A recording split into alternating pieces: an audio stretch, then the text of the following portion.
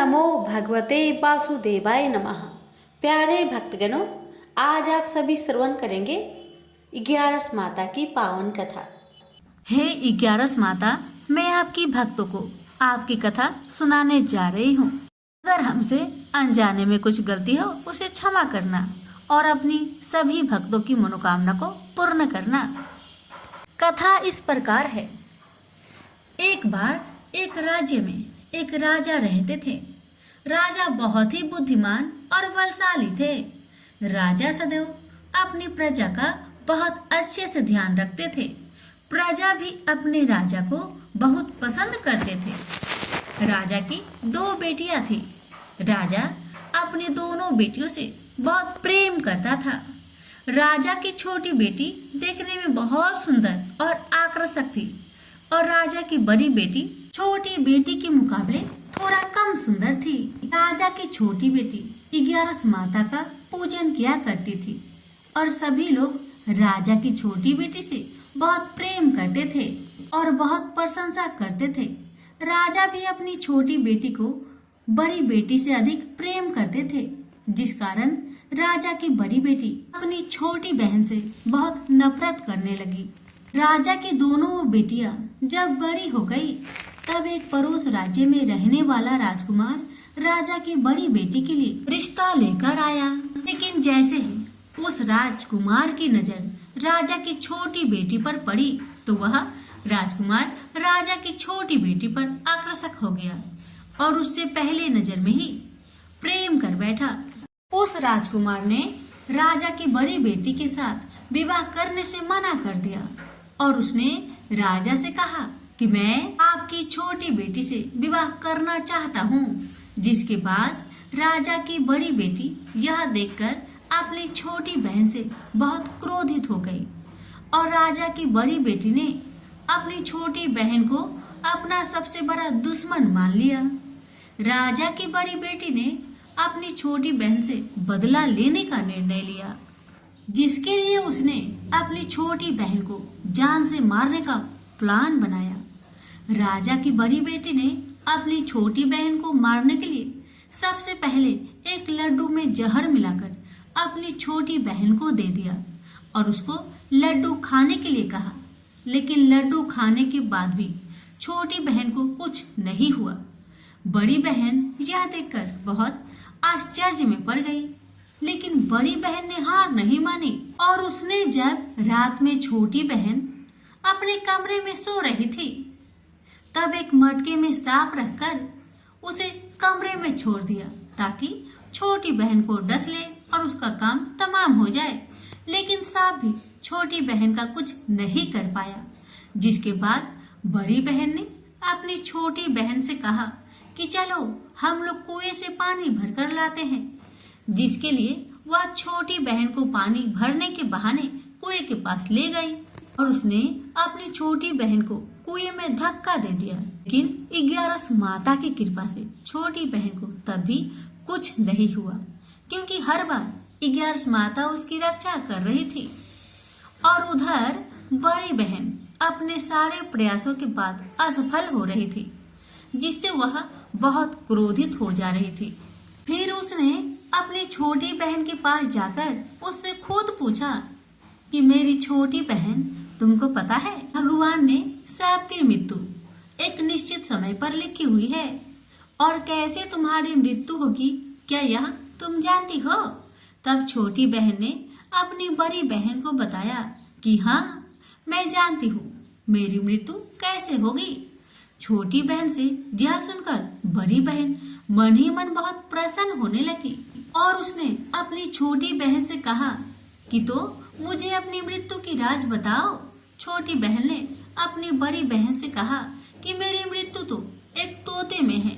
जो तोते के गले में एक हार है, उसी में मेरा प्राण छुपा हुआ है। जब तक कोई भी व्यक्ति तोते को मारकर वह हार अपने गले में पहनेगा तो मैं मूर्छित हो जाऊंगी, और जैसे ही उस हार को अपने गले से उतारेगा तो मैं वापस जीवित हो जाऊंगी। अपनी छोटी बहन की मृत्यु का राज जानकर बड़ी बहन बहुत खुश हो गई और वह अपनी छोटी बहन को मारने के लिए उसके पालतू तोते को ढूंढना शुरू कर दिया और छोटी बहन को इस बात का आभास तक न हुआ कि कोई उसकी जान लेना चाहता है, जिसके लिए वह अपने पिताजी के पास गई और उसने अपने पिताजी से कहा कि पिताजी, मेरी मृत्यु के बाद आप मुझे जलाइएगा मत, बल्कि आप मुझे अपनी पुरानी हवेली में एक पलंग में लेटाकर छोड़ दीजिएगा। अपनी छोटी लड़की की यह बात सुनकर राजा बहुत आश्चर्य में पड़ गया और उसने अपनी बेटी से पूछा, बेटी, तुम यह क्या कह रही हो? तब राजा की छोटी बेटी ने बताया, पिताजी, समय किसी के लिए नहीं रुकता है, कब क्या हो जाए किसी को कुछ पता नहीं है। और फिर राजा ने अपनी छोटी बेटी से कहा कि तुम ऐसी बातें क्यों कर रही हो? 2-3 दिन में तुम्हारा विवाह है। लेकिन छोटी बेटी ने अपने पिताजी को ऐसा करने पर मजबूर कर दिया और उसने वचन ले लिया। राजा ने भी अपनी छोटी बेटी की बात स्वीकार कर ली और 2-3 दिनों के बाद जब शादी का समय आया तब राजकुमार बारात लेकर राजा के घर आया और राजकुमार और राजा की छोटी बेटी का विवाह शुरू हो गया। जैसे ही राजा की छोटी बेटी राजकुमार के साथ फेरे लेना शुरू करती है तो उसकी बड़ी बहन अपनी छोटी बहन के कमरे में जाकर उसके तोते को पकड़ लेती है और उसको जान से मार देती है। तोते के गले में जो हार था उसको अपने गले में धारण कर लेती है। जैसे ही बड़ी बहन उस हार को अपने गले में धारण करती है तो उधर छोटी बहन 3.5 ही फेरे ले पाती है और वह फिर बेहोश होकर गिर जाती है। जिसके बाद राजा ने बड़े बड़े हकीमों को बुलवाया और अपनी छोटी बेटी का इलाज करने के लिए कहा। राजा की बात सुनकर वैद्य ने छोटी बेटी को जब चेक किया, राजा को बताया कि आपकी छोटी बेटी ना तो जीवित है और ना मरी हुई है। यह मैं ऐसी पहली बार देख रहा हूँ। राजा ने वैद्य और हकीम को ये बात बाहर बताने से मना कर दिया कि अगर तुमने यह बात किसी को बाहर बताई तो मैं तुम्हें फांसी दे दूंगा। राजा ने ऐसे दोनों को धमकाया। राजा ने अपनी छोटी बेटी को पुराने महल में जाकर एक पलंग में लेटा दिया और वहां पर कुछ सैनिक को तैनात कर दिया। वापस अपने महल पर आ गया। राजा की बड़ी बेटी अपनी पिताजी के पास आई और कहने लगी, पिताजी, अगर यह शादी संपन्न नहीं हुई तो आपकी इज्जत का क्या होगा? आप कहे तो मैं आपकी इज्जत बचाने के लिए राजकुमार से शादी करने के लिए तैयार हूँ।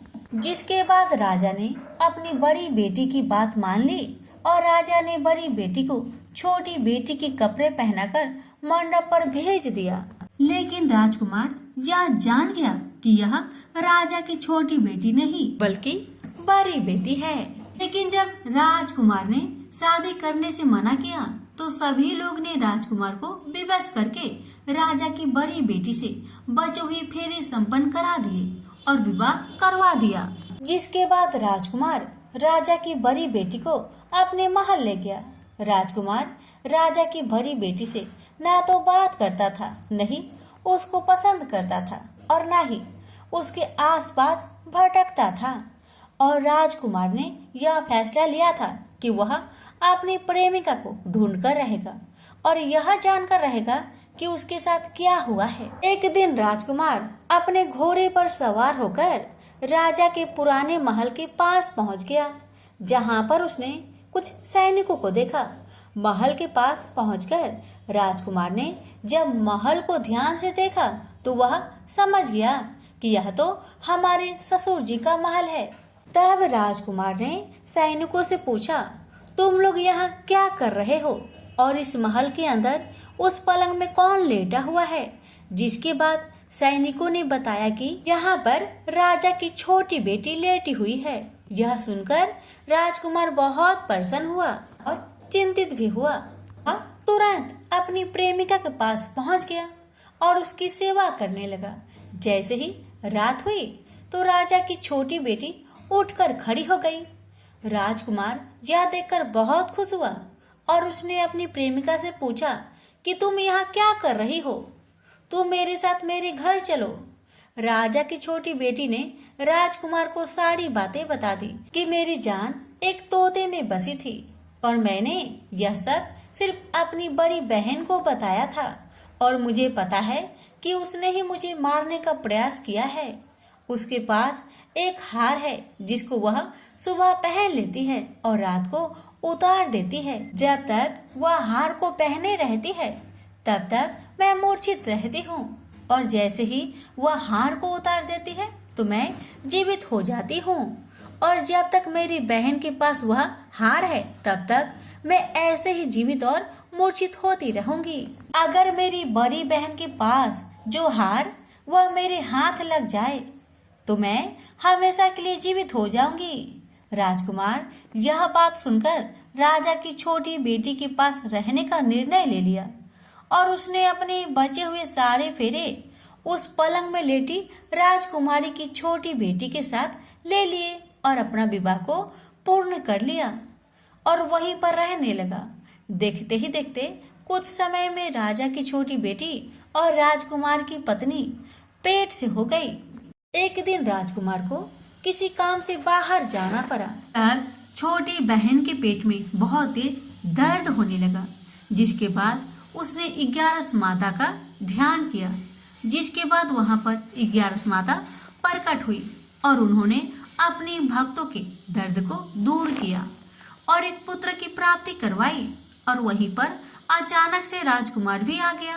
राजकुमार ने 11 माता को देखा तो वह आश्चर्य हो गया और उसने तुरंत माता को प्रणाम किया और 11 माता ने राजकुमार से कहा, जब तुम्हारा बेटा 5 वर्ष का हो जाए तो तुम अपनी पत्नी के हार आकर इसके गले में डाल देना। और देखते देखते राजकुमार और राजा की छोटी बेटी का पुत्र 5 वर्ष का हो जाता है। तो राजकुमार अपने बेटे से कहता है कि बेटा, मैं कुछ काम से बाहर जा रहा हूँ, तुम अपनी माता का ध्यान रखना। और वह वहां से चला जाता है। राजकुमार को बाहर निकलता देख बड़ी बहन के सैनिक देख लेते हैं और वह बड़ी बहन को जाकर सारी बातें बता देते हैं। जिसके बाद बड़ी बहन अपनी छोटी बहन के पुत्र को वहां से उठवा लेती है और उसको मरवा देती है। छोटी बेटी के पुत्र के 2 टुकड़े करवा देती है। पहला टुकड़ा चक्की के पास छुपा देती है और दूसरा टुकड़ा अपनी पलंग के नीचे रख देती है। 11 माता बड़ी बहन की सारी करतूत अपनी आंखों से देख रही थी। उनसे रहा नहीं गया। वह एक भिखारी का रूप लेकर बड़ी बहन के पास चली आती है, जिसके बाद वहां पर भिक्षा मांगने लगती है।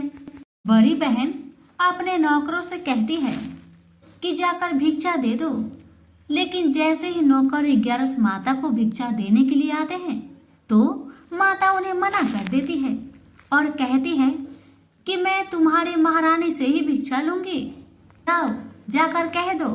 इसके बाद बड़ी बहन स्वयं ही भिक्षा देने के लिए माता के पास आती है। तब माता एक बिल्ली का रूप लेकर उसके कमरे में चली जाती है और वहां पर छोटी बेटे के पुत्र के टुकड़े को जोड़ देती है और उसे जीवित कर देती है।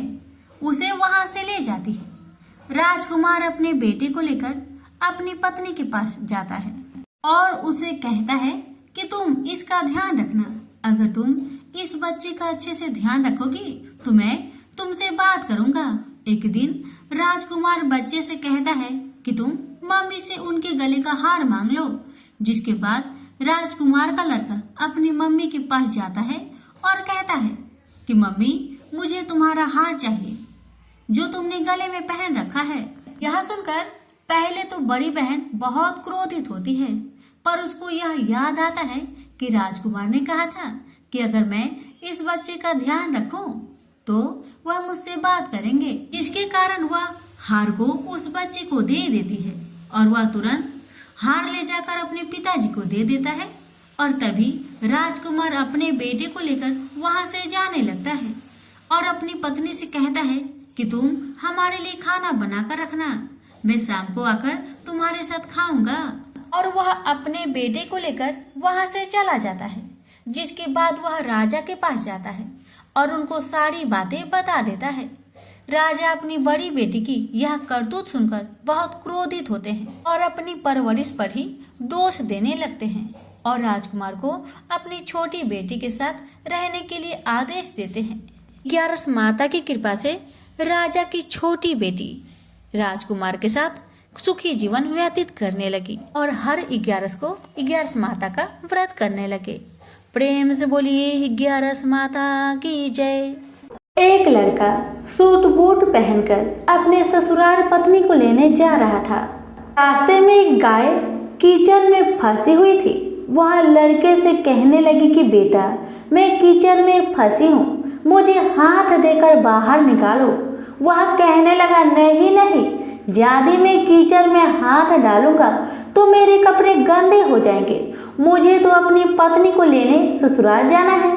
वह गाय क्रोधित होकर श्राप देती है, अच्छा तुम ससुराल जाओ, तुम वहां पर नहाओगे तो आधा गधा और खाना खाओगे तो पूरा गधा बनोगे।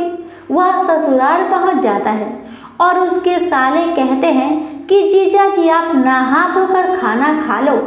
तब वह कहता है कि मैं नहीं नहाऊंगा। तब वह कहते हैं ठीक है आप खाना खा लो। तब वह खाने से भी इनकार कर देता है।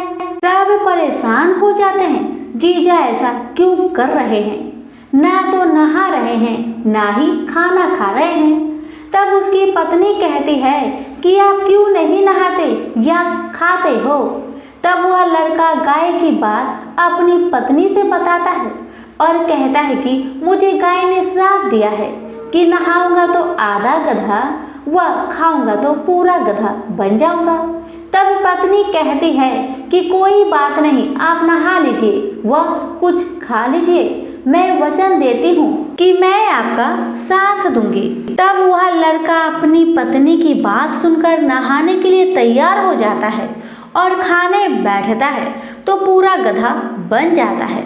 सब उसको गधा समझकर भगाने लगते हैं तो पत्नी उनसे कहती है कि इसे मत मारो, ये मेरे पति हैं, इसे गाय का श्राप लग गया था इसलिए ये गधे बन गए हैं। आप मुझे इसके साथ ही विदा कीजिए। आप उसे उस गधे के साथ विदा कर देते हैं। वह गधे को लेकर एक जगह झाड़ के पीछे डेरा डालती है।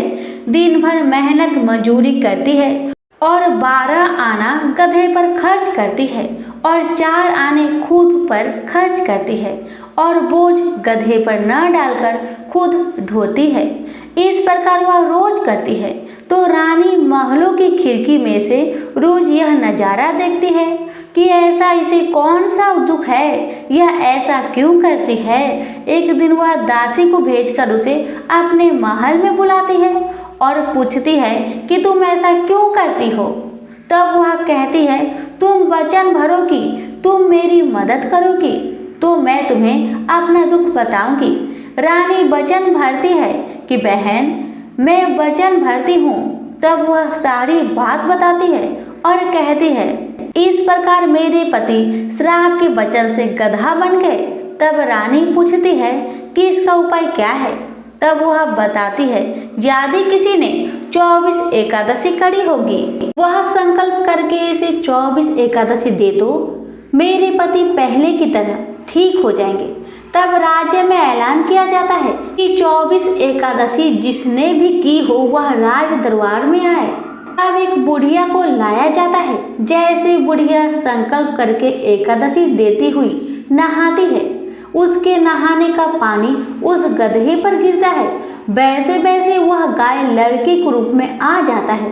बुढ़िया लालच करके एक एकादशी व्रत रख लेती है तो उसका एक कान गधे का रह जाता है। सब कहते हैं ये क्या हुआ। तब बुढ़िया कहती है कि मैं भूखी प्यासी मरी सो, मेरे पास एक एकादशी तो रहने दो।